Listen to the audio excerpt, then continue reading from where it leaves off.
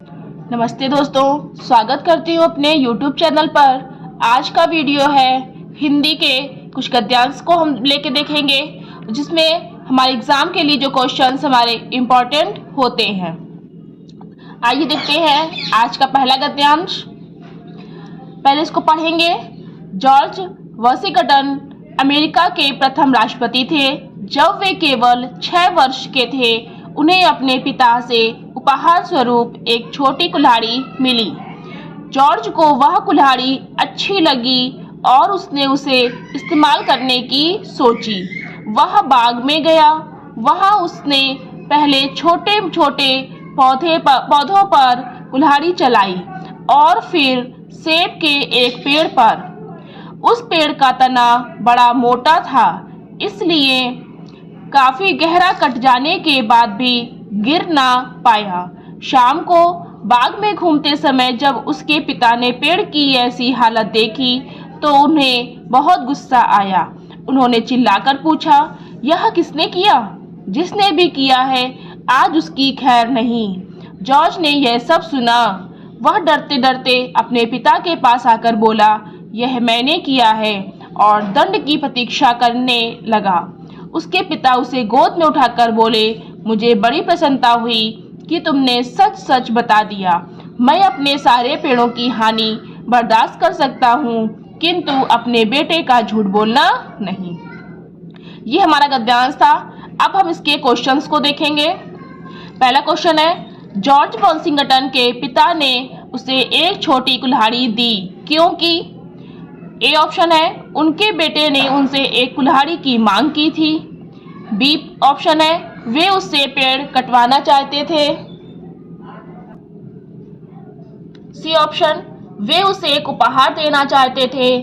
D option, वे चाहते थे कि उनका बेटा अमेरिका का राष्ट्रपति बने। क्वेश्चन था, जॉर्ज वॉशिंगटन के पिता ने उसे एक छोटी कुल्हाड़ी दी थी। क्यों दी थी? यहाँ लिखा हुआ है हमारा, उन्हें अपने पिता से उपहार स्वरूप एक छोटी कुल्हाड़ी मिली थी। यानी कि जॉर्ज वॉशिंगटन के पिता ने उसे एक कुल्हाड़ी उपहार स्वरूप दी थी। तो ये हमारा सी में आया हुआ है, वे उसे एक उपहार देना चाहते थे। तो इसका आंसर हो जाएगा हमारा ये सी नंबर। सेकंड क्वेश्चन है, जॉर्ज वॉशिंगटन ने सेब का पेड़ काटने का प्रयत्न किया क्योंकि उसे पेड़ काटने का शौक था। वह किसी बड़े पेड़ पर अपनी कुल्हाड़ी आजमाना चाहता था। उसके पिता ने उसे पेड़ काटने के लिए कहा था। वह सेब खाना चाहता था। तो इसमें देखते हैं इस गद्यांश में कौन सा आंसर होगा। तो क्वेश्चन था हमारा, उसने कुल्हाड़ी का क्या करना चाहता था। यहाँ पर आया है, जॉर्ज को वह कुल्हाड़ी अच्छी लगी तो उसने उसे इस्तेमाल करने की सोची और वहां उसने पहले छोटे छोटे पौधों पर कुल्हाड़ी चलाई। यानी कि उसे इस्तेमाल करने की उसने कुल्हाड़ी को सोचा। ये आ रहा हमारा, उसे पेड़ काटने का शौक था।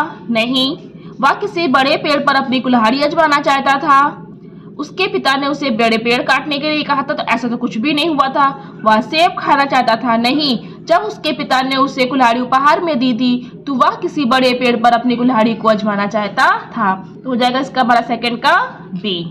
थर्ड क्वेश्चन हम देखते हैं, जॉर्ज वॉशिंगटन के पिता ने अपने बेटे को दंड नहीं दिया क्योंकि वे उसे बहुत प्यार करते थे।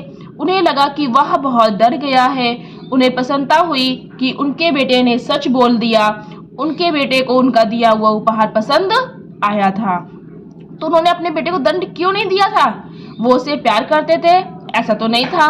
उन्हें प्यार करते थे, लेकिन वो किसी गलत काम में बच्चे को नहीं डालना चाहते थे। उन्हें लगा कि वह बहुत डर गया है। उन्हें प्रसन्नता हुई कि उनके बेटे ने सच बोल दिया। तो ये ऑप्शन हमारा सी बिल्कुल सही हो जाएगा। पिता ने अपने बेटे को दंड नहीं दिया क्योंकि उन्हें प्रसन्नता हुई कि उनके बेटे ने उन्हें सच बोला। फोर्थ क्वेश्चन हम देखते हैं, जॉर्ज वॉशिंगटन ने यह मान लिया कि उसने पेड़ काटा है क्योंकि उसे सच बोलने से डर नहीं लगता था। वह यह दिखाना चाहता था कि उसे कुल्हाड़ी का प्रयोग करना आ गया है। उसे अपने पिता से डर नहीं लगता था। वह अमेरिका का प्रथम राष्ट्रपति था। क्या होगा इसका? जॉर्ज वॉशिंगटन ने यह मान लिया कि उसने पेड़ काटा है क्योंकि, आइए देखते हैं गद्यांश में। वह फिर एक सेब के पेड़ पर, उस पेड़ का तना बड़ा मोटा था, काफी गहरा कट जाने के बाद भी गिर ना पाया। शाम को बाग में घूमते समय जब उसके पिता ने पेड़ की ऐसी हालत देखी तो उन्हें बहुत गुस्सा आया। उन्होंने चिल्लाकर पूछा, यह किसने किया? जिसने भी किया आज उसकी खैर नहीं। जॉर्ज ने यह सब सुना। वह डरते डरते अपने पिता के पास आकर बोला, यह मैंने किया है। क्यों? क्योंकि उसे अपने झूठ बोलने से उसको डर नहीं लगता था और दंड की प्रतीक्षा करने लगा। जॉर्ज वॉशिंगटन ने यह मान लिया कि उसने पेड़ काटा है। क्यों?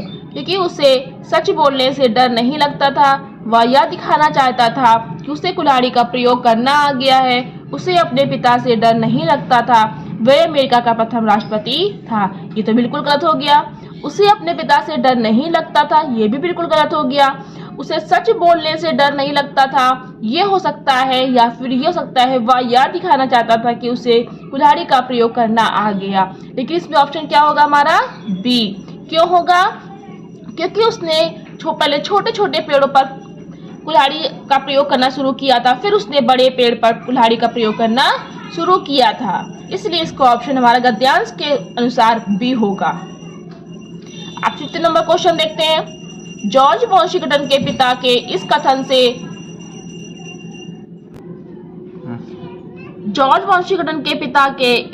से मैं अपने सारे पेड़ों की हानि बर्दाश्त कर सकता हूँ, किंतु अपने बेटे का झूठ बोलना नहीं। पता चलता है कि उन्हें अपने पेड़ों से बिल्कुल प्यार नहीं था। किसी भी चीज की अपेक्षा उन्हें अपने पेड़ अधिक प्रिय थे। उन्हें सच्चाई सबसे अधिक प्रिय थी। वे किसी को दंड नहीं देना चाहते थे। जॉर्ज वॉशिंगटन के पिता के कौन सा कथन था? मैं अपने सारे पेड़ों की हानि बर्दाश्त कर सकता हूँ, लेकिन अपने बेटे का झूठ बोलना नहीं। इससे क्या होगा? उन्हें अपने पेड़ों से प्यार नहीं था, ये तो बिल्कुल गलत हो गया। किसी भी चीज की अपेक्षा उन्हें अपने पेड़ अधिक प्रिय थे, ये भी बिल्कुल गलत हो गया। उन्हें सच्चाई सबसे अधिक प्रिय थी। वे किसी को दंड नहीं देना चाहते थे। इसका हमारा सी ऑप्शन होगा, क्योंकि उन्हें अपने बेटे का सच बोलना उनको सबसे ज्यादा अच्छा लगा था। अब देखते हैं दूसरा गद्यांश है। पृथ्वी तल सदा बदलता रहता है। आज उसका जो भाग जल में डूबा हुआ है, शायद अनेक वर्ष पूर्व समुद्र से ऊपर रहा होगा। सीपियां जो कभी पानी के नीचे रही होंगी, आज बहुत ऊंचे स्थलों पर पाई जाती हैं। हिमालय पर्वत की अनेक चोटियों के समीप हमें ऐसी चट्टानें मिलती हैं जो समुद्र तल में पाए जाने वाले पदार्थों से बनी हुई हैं। इसका यह अर्थ हुआ कि कभी हिमालय समुद्र में डूबा हुआ था। नदियां अपने साथ मिट्टी बहा ले जाती हैं और चट्टानों को घिसती जाती हैं। हवाएं रेत व धूल को उड़ा ले जाती हैं। कभी कभी पृथ्वी तल का एक भाग धीरे धीरे ऊपर उठता है या धीरे धीरे नीचे चला जाता है। ऐसी घटनाएं अधिकतर होती ही रहती हैं और धीरे धीरे पृथ्वी तल को बदलती रहती हैं। किंतु जब कभी भूकंप आता है तो पृथ्वी तल में अचानक परिवर्तन आ जाता है। सीपियां जो कभी पानी के नीचे थीं, आज पहाड़ों पर पाई जाती हैं। इससे यह लगता है कि पहला क्वेश्चन है ये, सीपियां जो कभी पानी के नीचे थीं, आज पहाड़ों पर पाई जाती हैं। इससे यह लगता है कि व्यक्ति इन सीपियों को पहाड़ों पर ले गए हैं। तेज हवाएं इन सीपियों को उड़ाकर पहाड़ों पर ले आई हैं। कभी पहाड़ समुद्र में डूबे हुए थे। सीपियां पृथ्वी पर सर्वत्र पाई जाती हैं। क्वेश्चन क्या है हमारा? सीपियां जो कभी पानी के नीचे थीं, आज पहाड़ों पर पाई जाती है। इससे यह लगता है कि हिमालय पर्वत की अनेक चोटियों के समीप हमें ऐसी चट्टानें मिलती हैं जो समुद्र तल में पाए जाने वाले पदार्थों से बनी हुई हैं। इसका अर्थ यह है कि कभी हिमालय समुद्र में डूबा हुआ था, मतलब कभी पहाड़ भी समुद्र में डूबे हुए थे। इसका पहला ऑप्शन है व्यक्ति इन सीपियों को पहाड़ों पर ले गए, बिल्कुल गलत है। तेज हवाएं इन सीपियों को उड़ाकर पहाड़ों पर ले आई, यह भी गलत है। कभी पहाड़ समुद्र में डूबे हुए थे। सेकंड क्वेश्चन है पृथ्वी तल में परिवर्तन घटित होते हैं केवल भूकंपों के कारण, केवल समुद्र तलीय परिवर्तनों के कारण, केवल नदियों और तेज हवाओं के कारण, अनेक बातों के कारण। इसमें क्या है, अनेक बातों के परिणाम स्वरूप, मतलब कि जितनी भी चीजें हमारी पृथ्वी तल पर हो रही हैं, हवाएं, रेत, धूल उड़ती चली जा रही हैं, हिमालय समुद्र में डूब रहा है, नदियां अपने साथ मिट्टी बहा ले जा रही हैं, जितनी भी घटनाएं हो रही हैं, इन्हीं के परिणाम स्वरूप क्या है, पृथ्वी तल में परिवर्तन घटित होते हैं। इसका हमारा डी होगा। पृथ्वी तल में परिवर्तन सदैव धीरे धीरे होते हैं, सदैव अचानक होते हैं, समानता धीरे किंतु कभी कभी अचानक होते हैं, समानता अचानक किंतु कभी कभी धीरे होते हैं। पृथ्वी तल में परिवर्तन होता है कैसे, कभी कभी पृथ्वी तल का एक भाग धीरे धीरे उठता है या धीरे धीरे नीचे चला जाता है, ऐसी घटनाएं अधिकतर होती रहती हैं। मतलब क्या है, धीरे धीरे समानता होता है लेकिन कभी कभी अचानक से हमारा होने लगता है। इससे क्या होगा ऑप्शन हमारा, समानता धीरे किंतु कभी कभी अचानक होता है। इसका ऑप्शन हमारा सी हो जाएगा। अब फोर्थ है हमारा, हिमालय पर्वत की अनेक चोटियों के समीप हमें ऐसी चट्टानें मिलती हैं जो समुद्र तल में पाए जाने वाले पदार्थों से बनी हुई हैं। इसका यह अर्थ हुआ कि हिमालय सदैव समुद्र से ऊपर था, गलत है। हिमालय कभी समुद्र तल में था, हिमालय में भूकंप आते रहते हैं, पृथ्वी तल में कोई परिवर्तन नहीं आया। इसका ऑप्शन हमारा क्या होगा, बी, हिमालय कभी समुद्र तल में था, जो हमारे गद्यांश में दिया हुआ है इसका आंसर। फिफ्थ नंबर क्वेश्चन है, इस गद्यांश के लिए सबसे उपयुक्त शीर्षक कौन सा है, पृथ्वी तल में परिवर्तन, हिमालय में परिवर्तन, भूकंप आकस्मिक परिवर्तन लाते हैं, पृथ्वी धीरे धीरे बदलती है। तो ऐसा तो कुछ नहीं है कि हिमालय में परिवर्तन हो रहा है। हिमालय परिवर्तन कब होता है, जब हमारी चीज जो प्रकृति है वो चेंज होती है। भूकंप आकस्मिक परिवर्तन लाते हैं, तो केवल भूकंप के बारे में तो नहीं बताया गया है। पृथ्वी धीरे धीरे बदलती है, लेकिन इसका क्या है, इसमें बदलने के लिए नहीं, इसे परिवर्तन के बारे में बताया जा रहा है। इसके लिए इसका ऑप्शन होगा पृथ्वी तल में परिवर्तन। गद्यांश तीसरा है, कन्याकुमारी एक सुंदर स्थल है, यह तीन ओर समुद्र से घिरा हुआ है। दक्षिण में विशाल हिंद महासागर है, पूर्व में बंगाल की खाड़ी और पश्चिम में अरब सागर। देश के अनेक भागों से तीर्थ यात्री यहाँ तीन समुद्रों के संगम स्थल में स्नान करने और मंदिर में पूजा करने के लिए आते हैं। कन्याकुमारी के तीनों ओर समुद्र सामान्यतः शांत रहता है।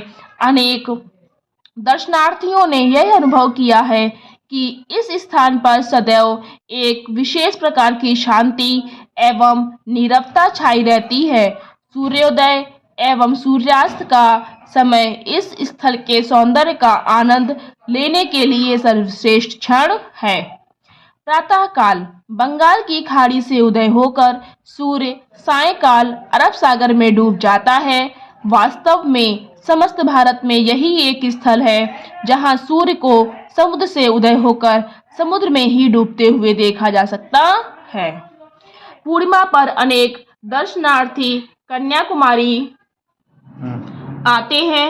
वे एक ही समय में सूर्य को अरब सागर में डूबते और चंद्रमा को बंगाल की खाड़ी से उदित होते हुए देख सकते हैं। वे दोनों ही आग के दो गोले प्रतीत होते हैं।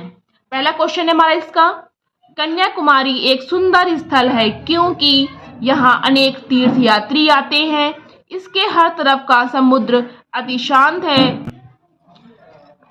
बी ऑप्शन है, इसके हर तरफ का समुद्र अति शांत है।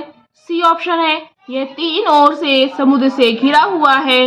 डी ऑप्शन है तीर्थ यात्री समुद्र में स्नान कर सकते हैं।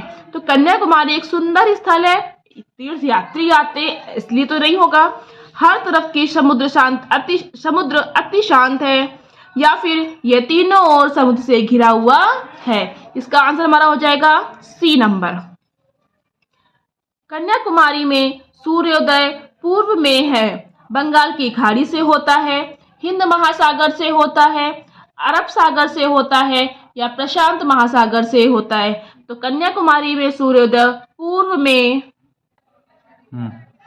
ये बड़ा दिया हुआ है, कन्याकुमारी में सूर्योदय जो होता है वो क्या, पूर्व में बंगाल की खाड़ी से और पश्चिम में अरब सागर से।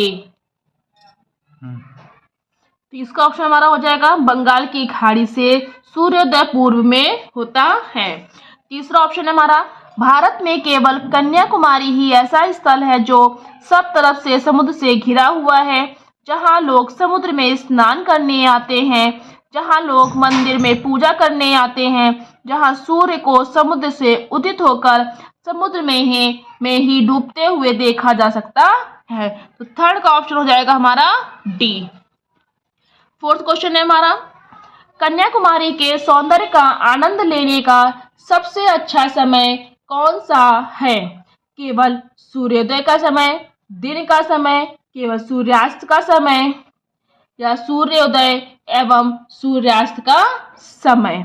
ये क्या होगा हमारा इसका, सूर्योदय और सूर्यास्त का समय।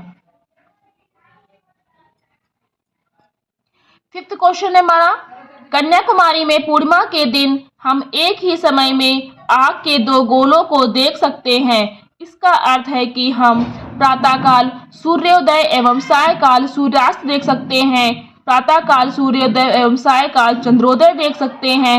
एक ही समय में पश्चिम में सूर्यास्त एवं पूर्व में चंद्रोदय देख सकते हैं।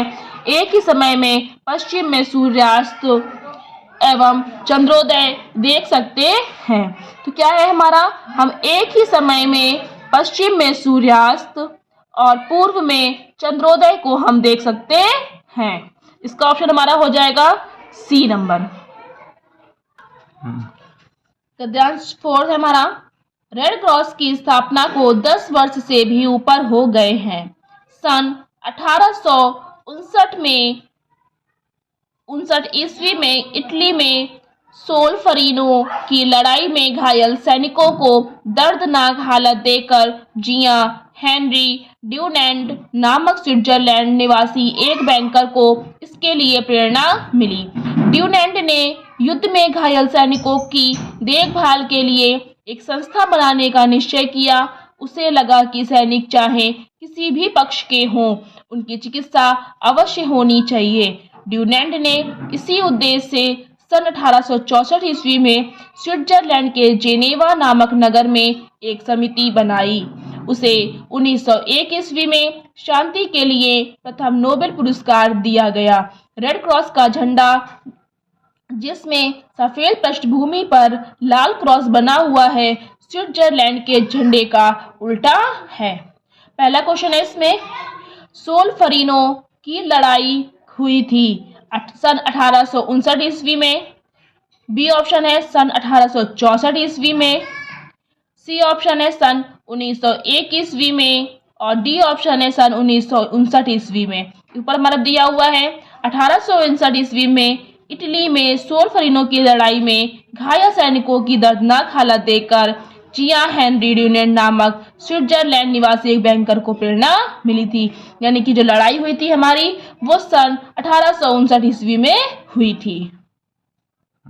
रेड क्रॉस की स्थापना का उद्देश्य था गरीब लोगों को चिकित्सा की सुविधा प्रदान करना, नोबेल शांति पुरस्कार के लिए धन एकत्र करना, घायल सैनिकों की चिकित्सा के लिए व्यवस्था करना, या विजयी पक्ष के सैनिकों के लिए चिकित्सा की व्यवस्था करना। तो देखते हैं हम गद्यांश में, ये दिया हुआ है हमारा, घायल सैनिकों की देखभाल के लिए एक संस्था बनाने का निश्चय किया। उसे लगा कि सैनिक चाहे किसी भी पक्ष के हों, उनकी चिकित्सा अवश्य होनी चाहिए। इसका हमारा आंसर हो जाएगा दूसरे का सी नंबर, घायल सैनिकों की चिकित्सा की व्यवस्था करना। थर्ड क्वेश्चन है हमारा, जिया हेनरी ड्यूनेंट थे डॉक्टर थे, इटली का सैनिक था, स्विट्जरलैंड का सैनिक था या स्विट्जरलैंड का बैंकर था? तो कौन था ये हमारा? स्विट्जरलैंड का बैंकर। इसका ऑप्शन हमारा हो जाएगा डी नंबर। ड्यूरेंट को नोबेल पुरस्कार किस बात के लिए मिला? शांति के लिए, रेड क्रॉस के लिए, युद्ध के लिए या सोल्फरिनो की लड़ाई के लिए? तो ड्यूरेंट को नोबेल पुरस्कार जो मिला था वो शांति के लिए मिला था। इसका ऑप्शन हमारा हो जाएगा ए। आइए देखते हैं एक बार गद्यांश में। ये दिया हुआ है 1901 ईस्वी में शांति के लिए प्रथम नोबेल पुरस्कार दिया गया था, इसलिए इसका आंसर हमारा हो जाएगा ए, शांति के लिए। आइए देखते हैं फिफ्थ क्वेश्चन।